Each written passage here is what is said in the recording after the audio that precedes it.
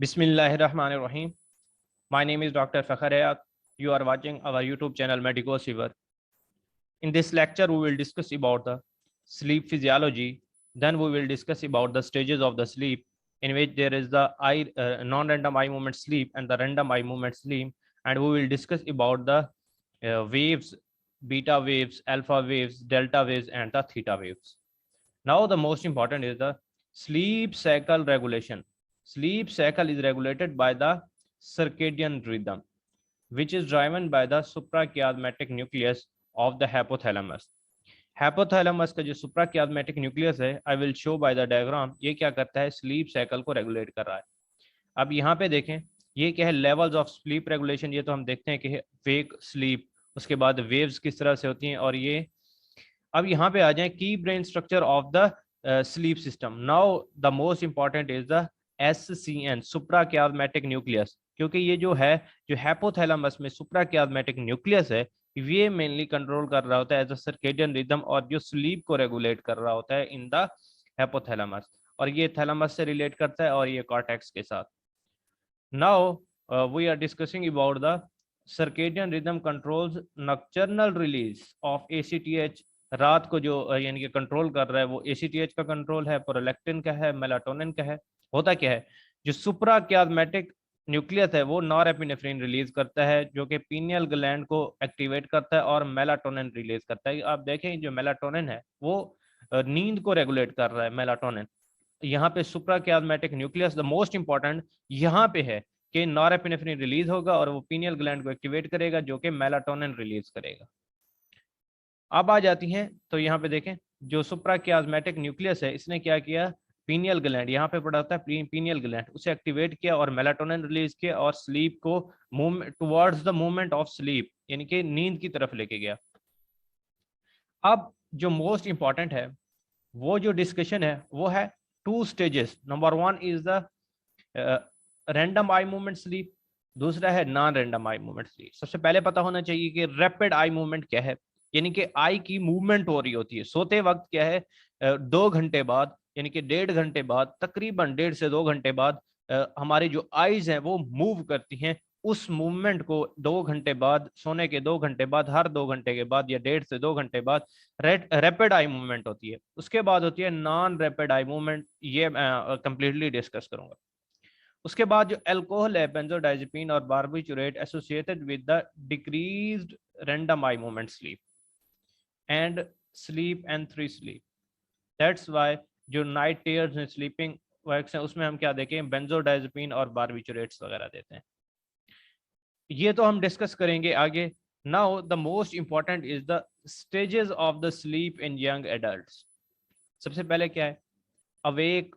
अगर person awake हो तो इसका मतलब है वो एक्टिव है, अलर्ट है और mental concentration. I will be show with you the diagram is the, यहाँ पे एक डायग्राम मैं आपको दिखाता हूँ. अब यहाँ पे क्या है, पर्सन अवेक है तो इसमें कौन सी होंगी, बीटा वेव्स होंगी.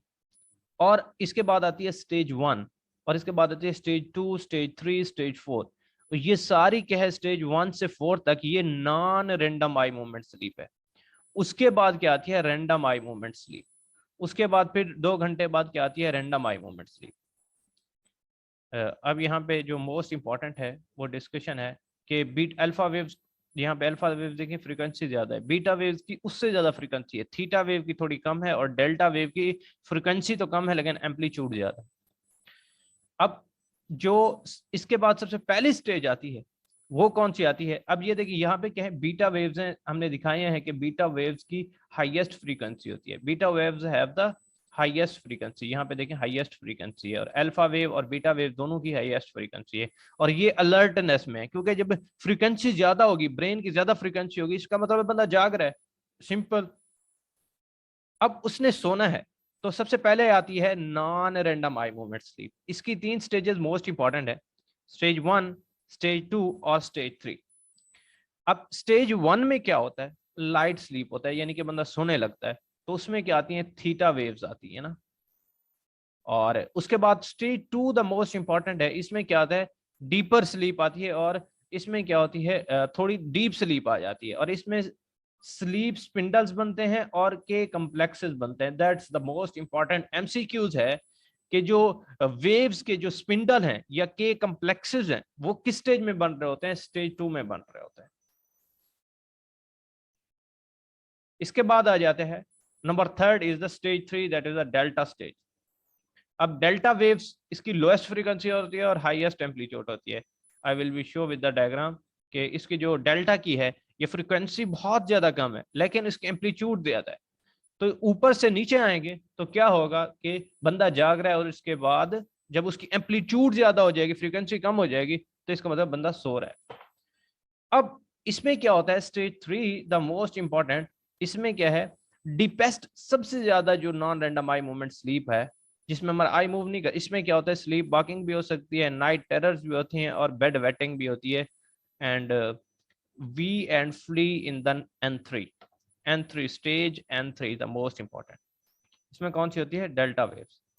उसके बाद क्या होता है, वही चीज होती है जो कि बंदा अवेकनेस में होता है ना थोड़ा सा, इसमें रैंडम आई मूवमेंट स्लीप, यानी कि 1.5 से 2 घंटे बाद रैंडम आई मूवमेंट स्लीप शुरू हो जाती है। यहाँ पे अगर है आपको डायग्राम में दिखाता हूँ, यहाँ पे क्या है, दोबारा वही जागने वाली साइड पे आ गया, यहाँ पे अवेक है। 2 घंटे बाद थोड़े टाइम के लिए उसको क्या आती है, रैंडम आई मूवमेंट स्लीप होती है। उसकी क्या होती है, जो आईज होती है वो मूव कर रही होती है। अब इसकी कैरेक्टरिस्टिक्स देखते हैं वो होती क्या है। इसमें क्या, loss of motor tone, increase brain oxygen use, क्योंकि उसकी रैंडम आई मूवमेंट स्लीप है तो उसका ब्रेन जो ऑक्सीजन है वो ज्यादा यूज कर रहा है, लेकिन उसकी जो मसल्स हैं वो क्या है, टोटल उनकी टोन लॉस है। अब in this case REM is when dreaming, nightmares and the penile erection, and this is not so much important. Extraocular movement is due to the activity of PPRF. इसमें क्या है, paramedian pontine reticular formation, conjugate gaze centre. अब ये होता क्या है, जो extra movement activity is due to the paramedian pontine reticular formation area है, जो कि क्या करता है, एक्स्ट्रा ऑकुलर मूवमेंट को कंट्रोल करता है, जिसकी वजह से मूवमेंट होती है। अब occur every 90 minute and duration through the night mirrors, कि हर 90 मिनट के बाद ये होती है, यानी कि पहले 90 मिनट में यानी कि 1.5 आवर में non random eye movement sleep होगी, उसके बाद रैंडम आई मूवमेंट स्लीप होगी। इन दिस डायग्राम के हर 90 मिनट के बाद क्या होगी, फिर दोबारा रैंडम आई मूवमेंट स्लीप, हर 90 घंटे के बाद दोबारा रैंडम आई मूवमेंट स्लीप। अब इसमें क्या है, changes in elderly, changes in depression, and this is the most important, कि जो रैंडम आई मूवमेंट स्लीप होती है वो डिक्रीज हो जाती है। And changes in depression, depression में क्या होता है, रैंडम आई मूवमेंट स्लीप ज्यादा होती है, इसके अपोजिट होगा। अब इसका है changes in necrolepsy, this is not so much important, but the most important is the at night bat drinks blood, as you remember। अब याद करने के लिए क्या है कि जो बैट्स हैं वो क्या करती हैं, drink blood. Bats drink blood का ये मतलब नहीं है कि भाई जो चमगादड़ है वो खून पीती है, तो ये तो इसका निमोनिक्स बनाया हुआ है, बैट्स ड्रिंक ब्लड, यानी कि जो सबसे पहले वेव्स होती हैं वो कौन सी होती हैं, बीटा वेव्स होती हैं, जो हमें जगाने के लिए, बीटा और अल्फा वेव्स, क्योंकि उनकी हाईएस्ट फ्रीक्वेंसी होती है। उसके बाद स्टेज के लिए, जो स्टेज 1 के लिए BAT, theta and sleep spindle waves and K complexes, then ये क्या होगा, बैट्स, ठीक है। उसके बाद ये स्टेज 3 में डेल्टा वेव्स, उसके बाद जो रैंडम आई मूवमेंट में स्लीप में बीटा वेव्स होती हैं, यानी कि bats deep drink blood, that is the most important, कि जो बैट्स हैं ये इसको मेमोराइज करना है, बैट्स डीप ब्लड, के जो आई मूवमेंट में बीटा और अल्फा मूवमेंट होती हैं, ये आई ओपन होता है, और उसके बाद नॉन रैंडम स्लीप में पहले थीटा होती है, फिर स्लीप स्पिंडल, फिर डेल्टा। उसके बाद जो रैंडम आई मूवमेंट स्लीप में after 90 minute, the most important, random eye movement sleep after 90 minute दोबारा बीटा वेव्स होती हैं, that's why beta bats drinks blood. That we all discuss about the sleep physiology, which is most difficult topic for understanding कि इसकी stages किस किस तरह से होती हैं। And thank you so much, Jazakallah, Allah Hafiz. Please like and subscribe our channel Medicos Fever, and remember us in your prayers. Allah Hafiz.